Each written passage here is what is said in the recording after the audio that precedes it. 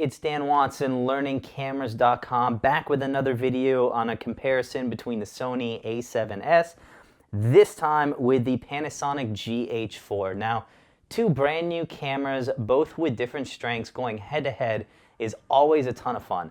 Not quite as fun though as having to make the decision on which one of these cameras you're going to purchase next, which is currently something I'm faced with.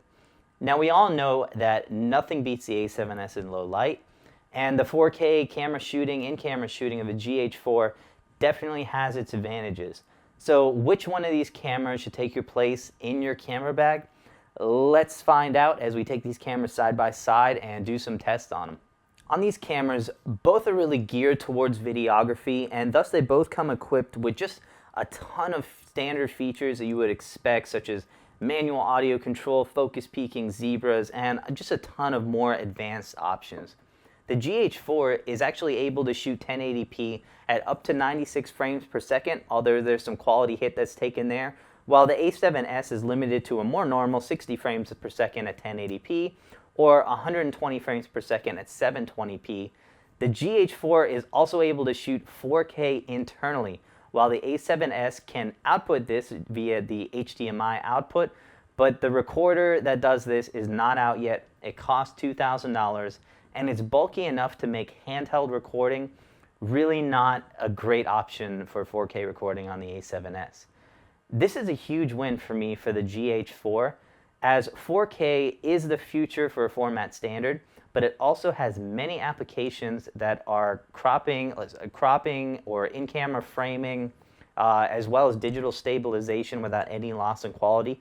These are features that you can really use now, so 4K is not just this distant future resolution. It is definitely something that I'm able to take advantage with a camera today. Now, both may offer the same level of control, but the GH4 definitely feels a little bit more logical with the way the buttons are laid out, a little bit more like you would feel on a DSLR, and the grip is a little bit more like a DSLR. So if you're coming from that, it's going to be a little bit easier to work with. Now, I am actually spent more time with the Sony A7s than I have with the GH4, and so that's saying a lot for me to feel very comfortable with the GH4 after only a couple days with it, while I've spent a couple weeks with the Sony A7s. I'm also actually a huge fan of the touchscreen LCD because it allows me to change all of my settings without making noise or risk of moving the camera.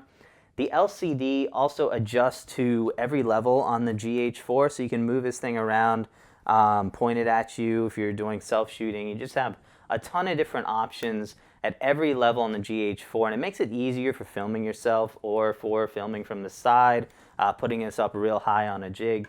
Whereas the Sony A7 is just going to be, A7s is going to be a little bit more limited. You have a little bit of low angle, quite a bit of up angle, and that's about it. So I find this extremely useful on a GH4, and I have to say that I'm a big fan of this usage. Now also, while both cameras do offer Wi-Fi and NFC, the Sony app only allows for start-stop of the video recording, while the GH4 basically gives you access to all of the controls that you would have on the camera, even options like focus and shifting focus points, all from a remote location. Now, this is a huge difference because it makes it better for using as a B camera. You could use it maybe behind the stage or behind the bride at a wedding where you can control it remotely, or you can put it on a dolly or jig, which might not be as easy to reach, and have full control of the camera right from your phone or tablet. Now, of course, the Panasonic GH4 does have a smaller sensor, and this imposes some limitations with dynamic range. It's got a larger depth of field, worse in low light abilities, and there are just some weaknesses with a smaller sensor versus an awesome full-frame sensor like that's on the A7s. However, there are also some advantages to the smaller sensor, and that kind of starts to even things out a little bit for me. For example, while the GH4 was not immune to rolling shutter or the jello effect, it's definitely less pronounced and easier to manage than on the Sony, which had it pretty apparent in most of my handheld video. In low light, the GH4 starts to show its limitations at 1600 ISO while some noise is present, and is limited only 6400 ISO, while the A7s was looking great up to 25,000 ISO with the ability to go much, much higher if needed. However, I did find the GH4, the 4K files cleaned up pretty nicely with some noise reduction. That'll allow you to go a little bit further on there, but either way, 6400 ISO is the highest you can go on this camera, while the Sony A7s is really just getting started at 6400 ISO.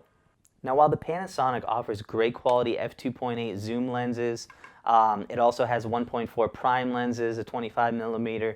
The Sony is going to be limited to an f4 as its widest zoom lens and only has one prime lens at f1.8. I believe the only other prime lens is f2.8. Nothing wide angle either. So this meant it was easier for me to shoot with a wider aperture on the Panasonic. I was able to shoot at f1.4, f2.8 on my zooms and achieve a lower ISO while achieving the same exposure as I did on the A7s. The smaller sensor also allows me for more area and focus, and I find it easy to shoot all day long at f2.8 on wider in the GH4. On a full frame camera like the 5D3 or Sony A7s, I'm all the time stopping down to at least f4 just to get enough depth of field in some cases to get the look that I'm looking for. Now, the small sensor on the GH4 also allows you to use this Metabone speed booster, which I have on here right now, which we'll go over in another video to give you kind of the details on that.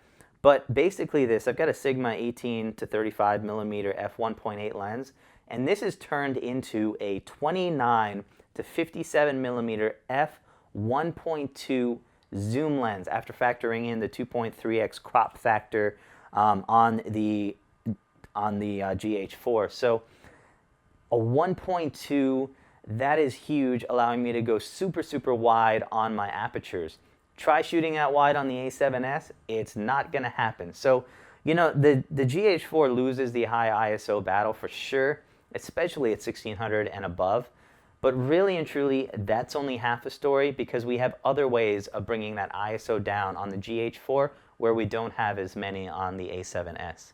Also, before I had these cameras, I figured I'd be using them both at 1080p, and the 4K on the GH4 would be a nice option for the future, but quite the opposite has happened. The 4K recording has really become a part of my normal workflow, allowing for sharp-looking 1080p footage, even when converted, and you know, the ability to crop and stabilize my footage in post has been huge. This is huge for me, and honestly, it's making it really tough to go back to just normal 1080p.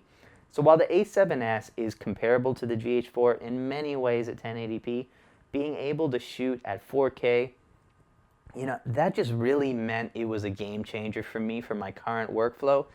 Even though I have no plans of actually outputting to 4K, I don't own a 4K TV or a monitor. 4K files even played back on my laptop, which I was actually kind of surprised at. So overall, the 4K recording on the GH4 kind of led me to a different level than I was used to. This was just something I was not quite expecting on this, but it's definitely something that's going to be hard to go back from. Both of these cameras also offer a profile for better grading with the S-Log2 on the A7s, and then the Cinelike D or V files on the GH4. So those are definitely options for you as well. The S-Log2 is definitely more of an empty profile, more room for grading, more room in the highlights, but I found it even a little bit too empty, and the fact that you can use it only at 3200 ISO and up made it really less practical in normal cases compared to the more natural looking Cinelike D or Cinelike V on the GH4. I mean, if you love grading and don't mind the high ISO at 3200, you might love the S-Log2 of the Sony A7s, but man, at 3200 ISO and having to clean up the noise and things like that, I'm just not sure how often you're really going to use it in most practical situations. But you know, if you do and you're shooting in decent light, you're going to want to stock up on those ND filters to make that happen. It's definitely true that both of these cameras have redefined my view of what video should look like in cameras of this price range. They have just both stomped on my Canon 5D3 and Canon 70D so hard that it'll be nearly impossible for me to pick them up and begin video shooting after seeing the quality that these two cameras were able to generate. As a result, you know, you can't go wrong with either of these cameras when it comes to pure video quality. They're both awesome, but the more time I spent with them, I definitely started showing a preference And for me, it kept coming down to the GH4. For one, the 4K ability turned into a feature that I used every day, rather than something I thought I was going to be using mostly for future proofing. And once again, while this can theoretically output at 4K, it's a pretty big recorder even when it comes out. For now, we'll have to see what comes out in the future. It's not even due out till fall, and it's a $2,000 option, making this a $4,500 camera, and this is a $1,700 camera. Also, most of my footage is shot below 1600 ISO, especially with the use of these wide aperture lenses. And the f2.8 zoom, f1.4 primes, and the ability to shoot with these Metabones adapters and make those apertures even wider when using full frame lenses, it really meant that the Panasonic was much easier to shoot at lower ISOs than I'm used to, especially given that the Sony can only shoot at f4 on a zoom lens anyway without using adapters and other things like that. Sure, the high ISO shots definitely looked awesome on the A7s, but the smaller, lighter, cheaper, and still amazing quality from the lenses on the Panasonic just took some of that wind out of the Sony sail. And for me, for only $1,700, there's another reason to go with the Panasonic, as the Sony A7s is right now $2,500. Use some of that extra cash for some nice wide open glass. And yes, I wish the GH4 looked great at 6400 ISO. Sony is still the king of low light. It's definitely not a competition when it comes to that. But with all of the advantages, the great price, the overall fit and finish, because remember, the Panasonic is a 4th generation of this camera, and so it just finished and feels a little bit nicer on that. The GH4 is likely the video camera that I'm going to use from here on out.